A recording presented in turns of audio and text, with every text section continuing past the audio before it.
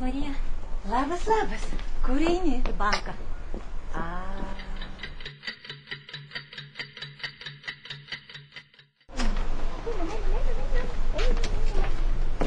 Kur vėl lėki? Į banką. Nepabodo dar. Ai, neklausk. Tiek popierių, sąskaitos. Atsidaryk elektroninę sąskaitą ir visus reikalus galėsi tvarkyti internetu. Net mokesčius taip susimokėsi.